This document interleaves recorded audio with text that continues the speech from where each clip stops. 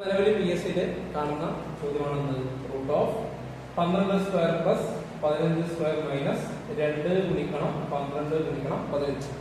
അപ്പൊ ഇതുപോലുള്ള ക്വസ്റ്റ്യൻസ് വന്നാൽ ചെയ്യാൻ വേണ്ടി നമ്മളൊരു 3 ഇക്വേഷൻസ് പ്രധാനമായിട്ടും ഒരു 3 ഇക്വേഷൻസ് പഠിച്ചു പോകണം. റിസൾട്ട് ആണെന്ന് നമ്മൾ ഏതൊക്കെയാ? ഒന്ന് A plus B whole square equal to A square plus B square plus 2ab. രണ്ടാമത്തത് A minus B whole square equal to A square plus B square minus 2ab. മൂന്നാമത്തത് A plus B into A minus B equal to A square minus B square. അപ്പൊ ഈ ഒരു ചോദ്യം ഇതില് ഏത് രൂപത്തിലുള്ളത് നിങ്ങൾ നോക്കിയേ. സ്ക്വയർ പ്ലസ് സ്ക്വയർ മൈനസ്, അതായത് നമ്മുടെ രണ്ടാമത്തെ റിസൾട്ടിന്റെ ഫോമുല ഉള്ളത് ഇതാണ് ചോദ്യം ഉള്ളത് അല്ലെ. അപ്പൊ A square plus B square minus 2ab 2 ഗുണിക്കണം എ ഗുണിക്കണം ബി. അപ്പോ ഇത് നമുക്ക് മനസ്സിലാക്കാം.